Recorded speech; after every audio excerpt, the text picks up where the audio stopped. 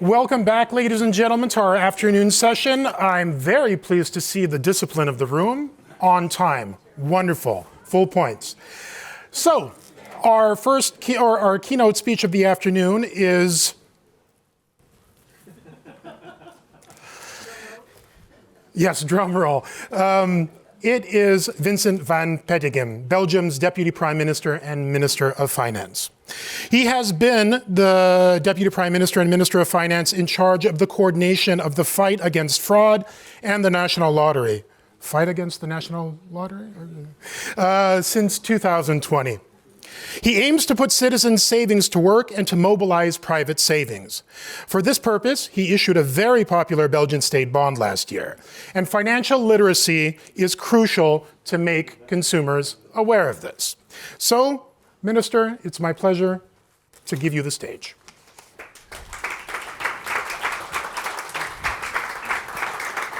Good afternoon, dear Commissioner, dear Chairman of JOSCO and of the FSMA, dear Mayret and dear Jean-Paul, but of course also dear participants, dear colleagues. To start, I would like to thank, of course, Mayret and Jean-Paul, the European Commission and the Belgium Financial Services and Markets Authority for organizing this high-level conference on financial literacy, resilience and inclusion. And I'm not just pleased with the organization of this conference and the attention for this important topic, but also with the timing of this conference, because in 3 days we will organize our informal ECOFIN meeting in Ghent, a beautiful city near De Pinte, where one of the main topics will also be the further enhancement of financial literacy. And during this informal ECOFIN, we will discuss financial literacy as part of deepening our capital markets union in the light of further retail participation in financial markets. And I'm convinced that the outcome of this high-level conference will also offer valuable insights and input for the discussions that we will have during our informal ECOFIN. And ladies and gentlemen, financial literacy and retail participation in financial markets are clearly high on the agenda. Because in all the challenges we face, be it the green and digital transition, be it the defense spending, our strategic autonomy, competitiveness, financing will be crucial. Financing those challenges will require investments from both the private and the public sector, and from both institutional investors and normal households. And during our informal ECOFIN, we will focus on this major financial crux: how to mobilize much needed financing. And as Belgium holds its 13th presidency of the European Union, we find ourselves at a crucial juncture. Both immediate and long-term challenges are impacting our socio-economic outlook. And most importantly, the European Union is facing a major competitiveness challenge. First of all, externally, how to compete with the rest of the world, but also internally, how to further strengthen our EU internal market. And tackling this competitiveness challenge is high on the agenda of our Belgian presidency and of our informal ECOFIN, but will also be high on the agenda of the next European Commission. As Ministers of Finance, we shall examine how European financing should be organized in the coming years, as enhancing our competitiveness will require significant investments, both from the public and from the private sector. First, when it comes to the public funding, I'm of course very proud to announce that on the 10th of February, I managed to reach an agreement on the revision of the European budgetary rules on behalf of the Council with the European Parliament. Country-specific and multi-annual debt reduction trajectories will be combined with more incentives for investments and reforms. Going back to the old rules was clearly not an option. We needed to provide clarity for both governments and financial markets, so I'm very happy that we were able to get and reach that agreement. Moreover, A thorough review of the Recovery Fund, the RRF, was presented yesterday and should not allow for a discussion on a possible follow-up instrument. Over the coming years, we will need to ask ourselves, to what extent do we need more European financing to tackle our common priorities and challenges? Clearly, it will not be the only answer, but we should not shy away from a discussion on Eurobonds. Over the past days, the discussion on a common defense bond has also gained attention, which I can only support. Second, given the amounts at stake, a big chunk of financing the competitiveness challenge will come from the private sector. The financial sector can and must play there a crucial role. Both the banking sector and financial markets are essential players, but also the massive amounts household savings sleeping on bank accounts will need to be mobilized. Of course, European companies still rely for a large extent on bank financing. And citizens still rely for a large extent on banks for their deposits. Therefore, we must further strengthen our banking union to ensure stable banks and more integrated financing for businesses at the European level.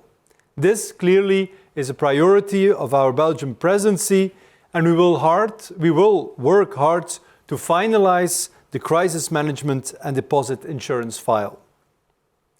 At the same time, we must further strengthen our European capital market, which is still underdeveloped.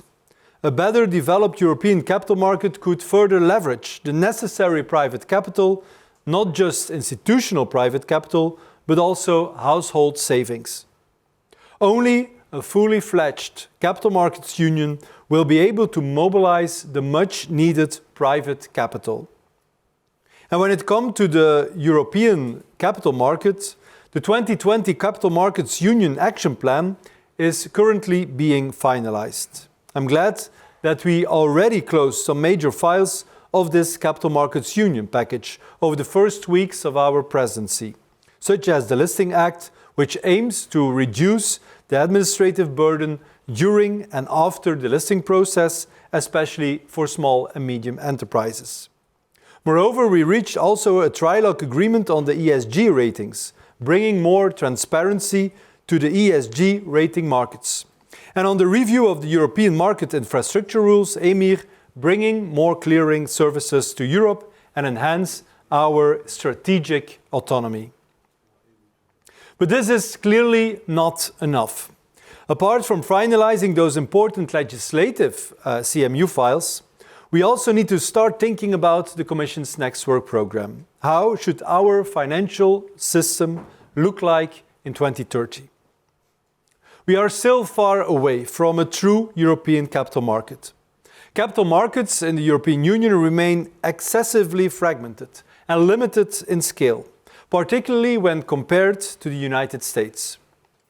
Only through the advancement and integration of a true capital market, we could more effectively tap into essential private capital, involving not only institutional investors, but also, as I already said, the savings of households.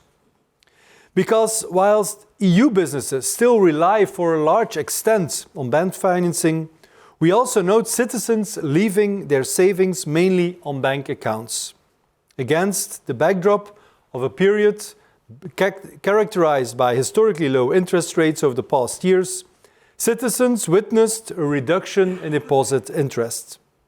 But even with the resurgence of interest rates lately, deposit rates remained persistently at subdued level.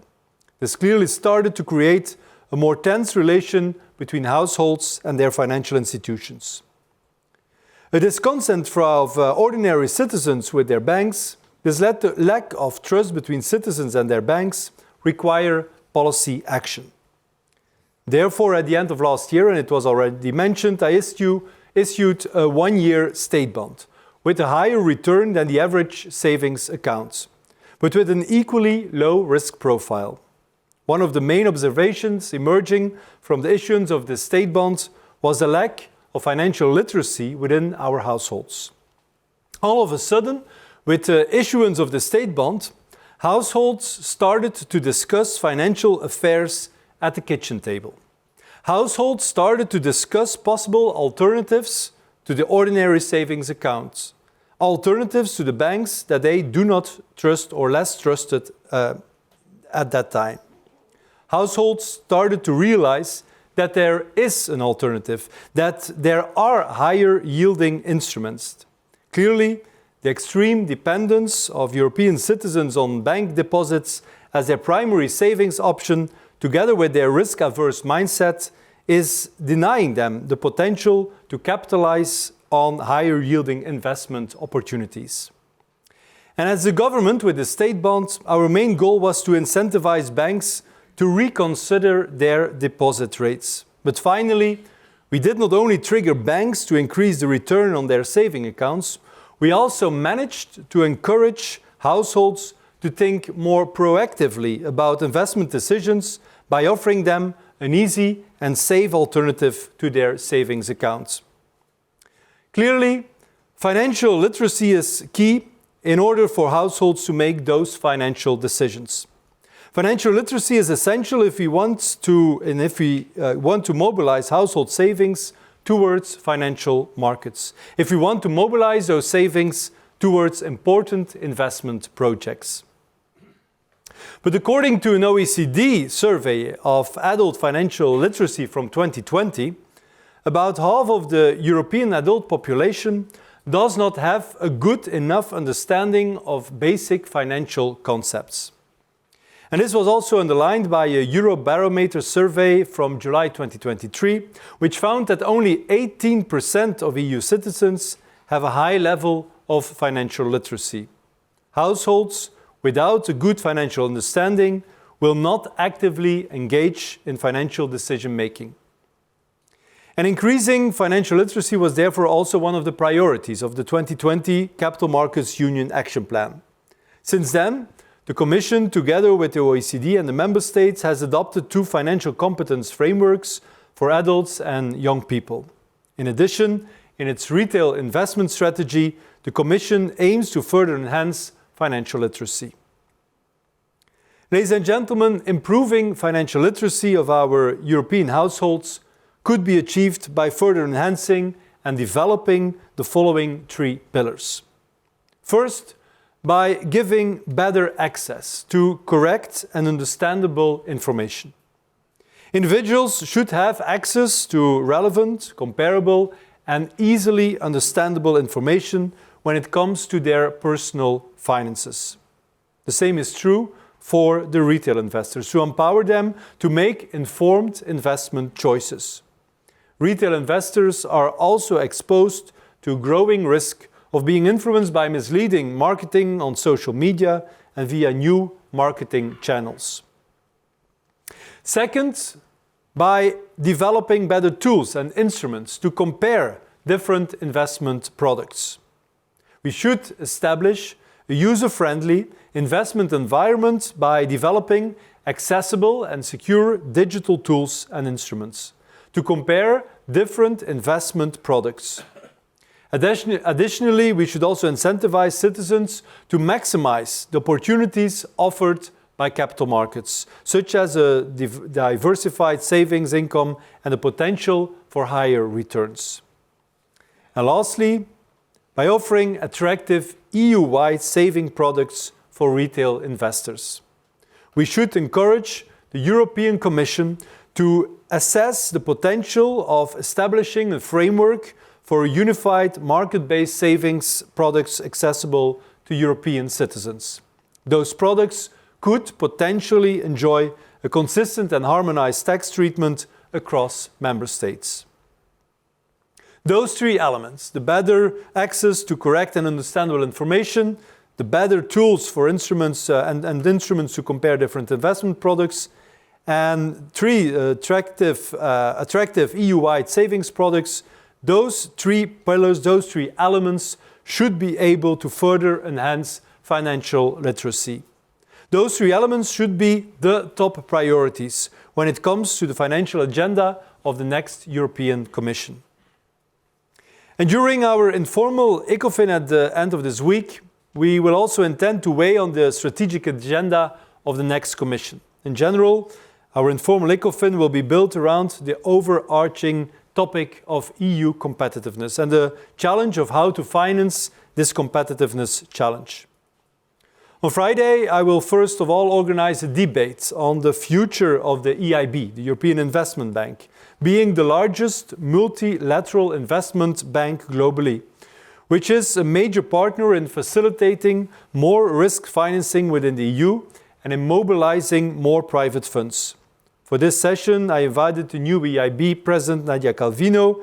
Together with her, we will evaluate the current EIB practices and discuss the strategic decisions of the bank. On Friday afternoon, and of major importance for this conference, we will then also discuss the retail participation in financial markets and how to improve financial literacy of our EU citizens.